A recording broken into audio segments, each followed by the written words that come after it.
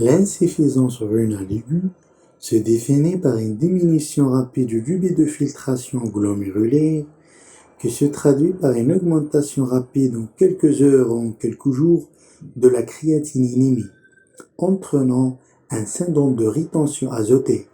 Ce syndrome est la résultante d'une augmentation de la concentration sanguine des déchets azotés, à savoir l'urée, la créatinine et l'acide urique, et de nombreux troubles hydroélectrolytiques, notamment l'hypercalémie, qui met en jeu le pronostic vital, et la surcharge hydrosodée, responsable souvent d'un tableau d'œdémie du poumon. Au cours de l'insuffisance rénale aiguë, la diurèse peut être altérée et on dit oligurie quand le débit urinaire inférieur à 400 ml par 24 heures chez l'adulte, ou avec une diurèse conservée. Les critères du RIFLE ne permettent de définir et d'estimer le degré de la défaillance rénale en tenant compte l'élévation de la créatinémie et le débit urinaire en fonction du temps. En fait, cette classification comprend 3 stades: risque, injury, failure, et 2 résultats, loss et end, appelés aussi stage renal disease. Pour vous faciliter la compréhension, je vais utiliser au cours de la détermination du stade que les critères du débit de filtration glomérulaire. On est devant un risque de dysfonction rénale quand la créatinémie est égale 1,5 fois sa valeur normale antérieure ou une diminution du débit de filtration glomérulaire de 25%. Quand le taux de la créatinémie double ou le débit de filtration diminue de 50%, là, la lésion rénale s'est installée. Lorsqu'il triple ou le débit de filtration diminue de 75%, c'est le stade de la défaillance rénale. La perte de la fonction rénale est redotée si l'insuffisance persiste plus de 4 semaines. Le dernier stade, stage renal disease, cette entité, on l'évoque devant une insuffisance rénale aiguë qui nécessite une dialyse prolongée dépassant 3 mois. Vous devez savoir que ces critères ont une valeur prédictive pour les besoins en dialyse, la durée d'hospitalisation, la récupération de la fonction rénale et la mortalité hospitalière.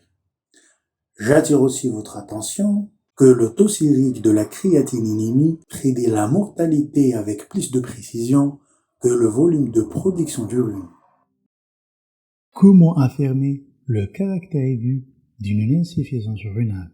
Devant une créatinémie élevée, il est important de savoir distinguer entre insuffisance rénale aiguë et insuffisance rénale chronique. Les deux éléments distinctifs sont la comparaison des créatinémies antérieures avec la créatinémie actuelle et la taille du rein.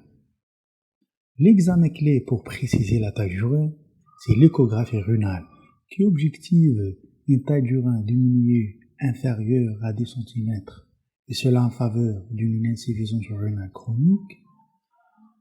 Et quand la taille du rein est conservée, cela en faveur d'un caractère aigu. Néanmoins, il y a des exceptions. Là où il y a une insuffisance rénale chronique avec une taille du rein conservée ou augmentée. On trouve cette entité dans la polykystose rénale, le diabète, l'amylose rénale, une obstruction urinaire avec dilatation des cavités pilo-caliciennes et dans la thrombose des veines rénales. Il existe d'autres signes en faveur d'une insuffisance rénale chronique, mais leur présence n'exclut pas une insuffisance rénale aiguë.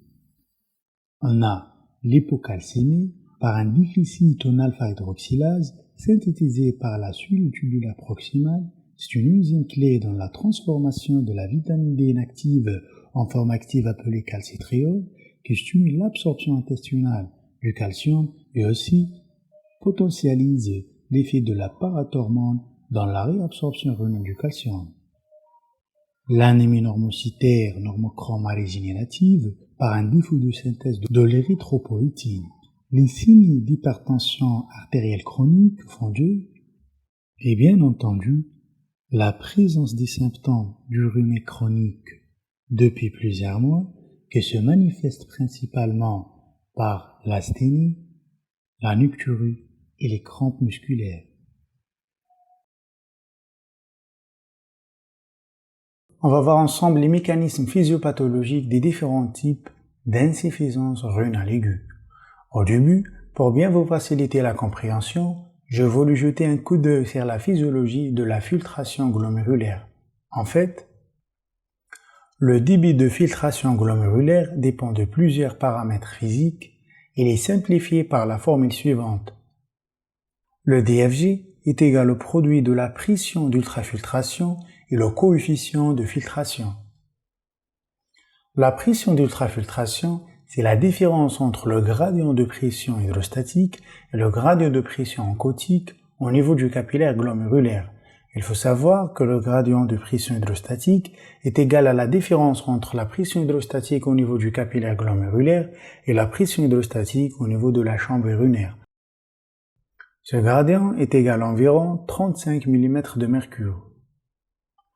Je veux vous dire aussi que la pression hydrostatique des capillaires glomérulaires dépend au flux sanguin rénal qui n'apparaît pas directement dans l'équation et de la différence de résistance entre l'artériole afférente et efférente, de sorte que une vasodilatation de l'artériole afférente et une vasoconstriction de l'artériole efférente augmente le gradient de pression hydrostatique et donc la filtration glomérulaire. On aura un effet inverse quand la vasoconstriction prédomine au niveau de l'artériole afférente et la vasodilatation prédomine au niveau de l'artériole efférente. Le gradient de pression oncotique, qui dépend directement de la concentration plasmatique en protéines, à l'état physiologique, ce gradient est égal à la pression oncotique au niveau des capillaires glomérulaires, cela expliqué par la concentration minime, voire l'absence des protéines dans la chambre urinaire. Le coefficient d'ultrafiltration est égal au produit de la perméabilité de la paroi capillaire et de la surface de filtration. On passe à la physiopathologie. Théoriquement, à partir de l'équation du DFG qu'on a cité tout à l'heure, la baisse de la filtration glomérulaire s'observe dans 3 situations. La première, diminution du débit sanguin rénal entraînant une diminution de la pression hydrostatique et de la pression d'ultrafiltration qui est le véritable élément dynamique de la filtration glomérulaire. La deuxième situation, augmentation de la pression intratubulaire par un obstacle sur la voie excrétrice, et quand la pression intratubulaire dépasse la pression d'ultrafiltration, la filtration glomérulaire s'arrête. La troisième et la dernière situation, la baisse du débit de filtration glomérulaire est due à une diminution du coefficient d'ultrafiltration, soit par la diminution de la perméabilité capillaire ou une réduction de la surface d'échange. Les principaux types d'insuffisance rénale aiguë. Il faut savoir qu'il existe 3 types. Insuffisance rénale aiguë fonctionnelle, appelée aussi prérénale. Insuffisance rénale aiguë organique, on l'appelle aussi parenchymateuse. Et insuffisance rénale aiguë obstructive ou postrénale. La première entité, c'est-à-dire l'insuffisance rénale aiguë fonctionnelle, elle est en diminution du débit plasmatique rénal en raison d'hypovolémie, ce qui induit une chute de la pression d'ultrafiltration. Les causes d'hypovolémie sont multiples. On peut citer la déshydratation, le choc cardiogénique, le choc hémorragique et le choc septique. Et dans ce cas de figure, le parenchyme rénal est intact. On va essayer petit à petit de comprendre la physiopathologie de cette insuffisance rénale. On a l'hypoperfusion rénale qui stimule à la fois le système rénino-angiotensin-aldostérone, le système nerveux sympathique et la sécrétion d'ADH. J'insiste surtout sur le système rénine-angiotensin-aldostérone. La sécrétion de la rénine est assurée par l'appareil juxtaglomérulaire qui entraîne la formation de l'angiotensin II. Ce dernier va stimuler la sécrétion de l'aldostérone par la glande cortico-surrénale. Ces systèmes agissent sur plusieurs structures du rein. Dans le glomérule, l'angiotensin II entraîne une vasoconstriction postglomérulaire de l'artériole efférente, ce qui tend à augmenter la pression hydrostatique et maintenir la filtration glomérulaire. Au-delà de certaines limites, ce mécanisme adaptatif n'est plus fonctionnel. Au niveau tubulaire, l'angiotensin II et le système nerveux sympathique augmentent la réabsorption du sodium dans le tube proximal. Une notion importante ici, au cours de l'insuffisance rénale aiguë fonctionnelle, l'augmentation de la réabsorption du sodium et de l'eau au niveau du tube proximal s'accompagne d'une réabsorption passive d'urée, ce qui explique l'augmentation importante de l'urée plasmatique par rapport à la créatinémie. Dans le tube distal, l'aldostérone augmente la réabsorption du sodium et l'excrétion urinaire de potassium, favorisant la rétention hydrosodée. L'action de l'ADH se fait au niveau du tube collecteur par l'augmentation de la réabsorption d'eau. Tous ces phénomènes contribuent à l'excrétion des urines peu abondantes, très concentrées, pauvres en sodium et riches en potassium. Gardez bien dans vos têtes que l'insuffisance rénale aiguë fonctionnelle est particulièrement sévère lorsque la vasoconstriction de l'artériole efférente est empêchée par les bloqueurs des systèmes rénine-angiotensin qui sont les inhibiteurs de l'enzyme de conversion et les antagonistes de l'angiotensin II, ou lorsque la vasodilatation de l'artériole afférente par les prostaglandines est inhibée par la prise des anti-inflammatoires non stéroïdiens. La caractéristique de l'insuffisance rénale fonctionnelle, elle est immédiatement réversible après le remplissage vasculaire. En revanche, si l'ischémie rénale n'est pas corrigée, les lésions de nécrose tubulaire peuvent s'installer et l'insuffisance rénale devient alors organique. L'insuffisance rénale aiguë organique, elle est due à des lésions anatomiques des différentes structures des reins. La nécrose tubulaire aiguë, responsable de 90% des insuffisances rénales aiguës parenchémateuses, mais aussi peut être la conséquence des néphropathies interstitielles, glomérulaires ou vasculaires aiguës. Au cours des nécroses tubulaires aiguës, deux mécanismes sont le plus souvent en cause et souvent associés, l'un ischémique, l'autre toxique. Dans la nécrose tubulaire d'origine ischémique, la baisse du flux sanguin rénal est à l'origine d'une ischémie rénale. Après une période de temps, la mort des cellules tubulaires s'installe et aggrave la filtration. Une nécrose tubulaire aiguë peut aussi d'origine toxique suite à l'administration des médicaments néphrotoxiques tels que l'aminoside qui est un antibiotique, le cisplatine utilisé en chimiothérapie et les produits de contraste iodés. Il faut savoir que la néphrotoxicité de ces médicaments est majorée par l'âge avancé, le diabète, la présence d'une tubulopathie myélomatoeuse et la préexistence d'une insuffisance rénale chronique, ou à la néphrotoxicité de substances endogènes comme l'hémoglobine au cours d'hémolyse et la myoglobine en cas de rhabdomyolyse. On va jeter un coup d'œil sur la physiopathologie de l'insuffisance rénale aiguë organique secondaire à une nécrose tubulaire. En fait, l'altération de la filtration glomérulaire est due à une obstruction tubulaire provoquée par les débris cellulaires nécrosés et ou à la précipitation intratubulaire de certaines substances comme l'hémoglobine, la myoglobine ou de chaînes légères.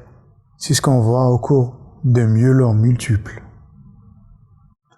Donc, ce qui est important, la nécrose tubulaire aiguë, le plus souvent, c'est l'évolution d'une insuffisance rénale fonctionnelle non traitée, favorisée par des substances néphrotoxiques qui peuvent être exogènes ou endogènes. Puis on a les néphrites interstitielles, dont le mécanisme le plus souvent immunoallergique par prise des médicaments allergisants, ce qui induit un œdème interstitiel qui augmente la pression intrarénale, diminuant ainsi le flux sanguin et la pression de filtration. La néphrite interstitielle peut être aussi secondaire à une maladie infectieuse telle que la leptospirose ou à une maladie systémique comme le lupus et la sarcoïdose. Le même mécanisme est incriminé dans l'insuffisance rénale aiguë par thrombose des veines rénales.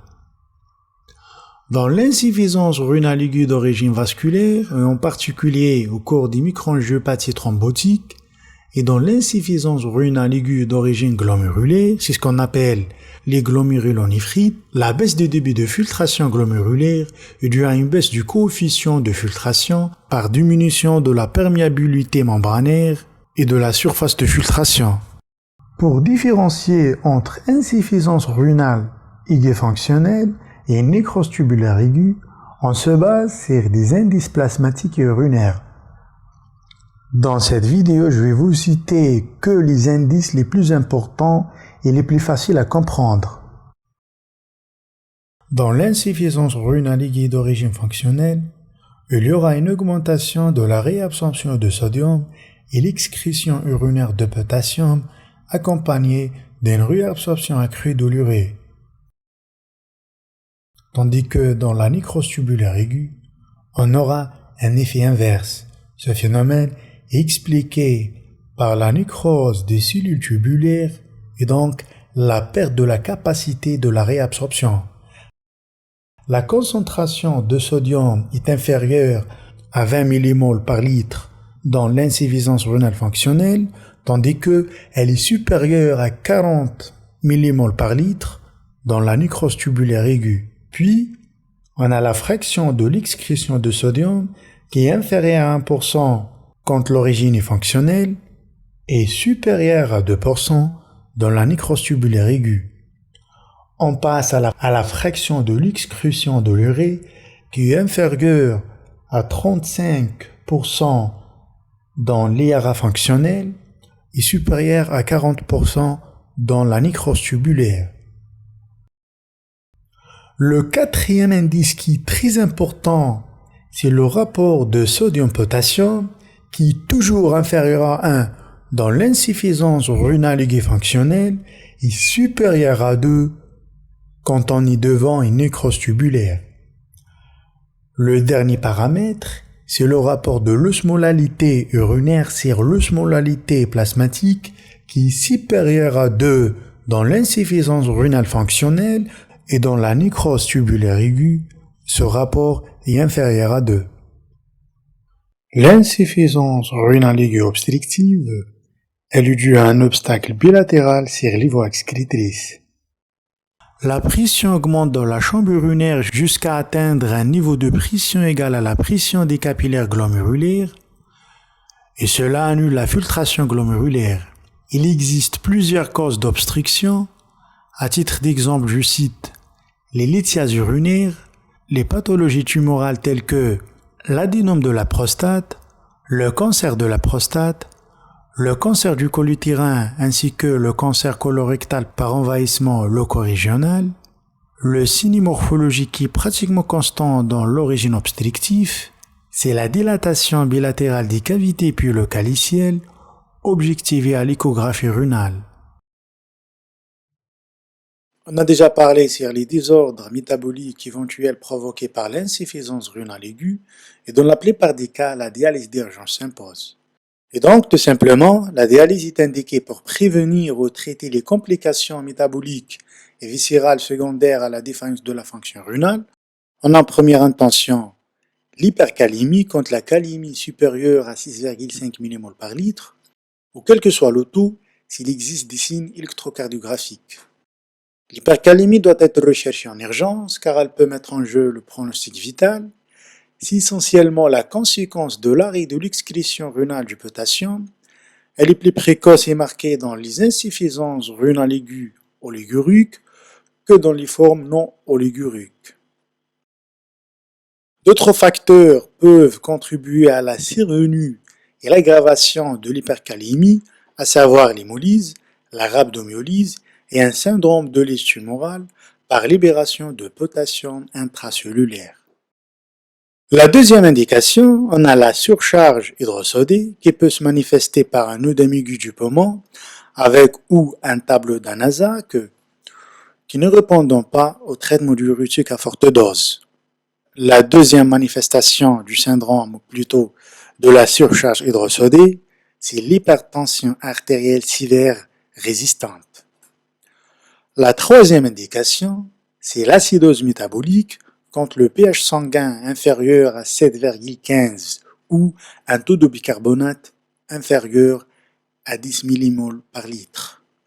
J'attire votre attention que le rein, c'est le seul organe qui assure la régénération des bicarbonates consommés lors du tamponnement des protons H+, et aussi l'excrétion urinaire des protons, et c'est pour ça les urines ont un pH acide. La quatrième et la dernière indication, elle est en rapport avec le syndrome de rétention azotée, c'est quand le taux d'urée supérieur à 2,0 g par litre, ou quel que soit le taux, s'il existe des signes en faveur d'encéphalopathie urémique qui sont les vomissements, la confusion, l'hémioclonie, voire un état comateux, ou la présence d'un syndrome hémorragique, conséquence de l'augmentation de l'urée sanguine.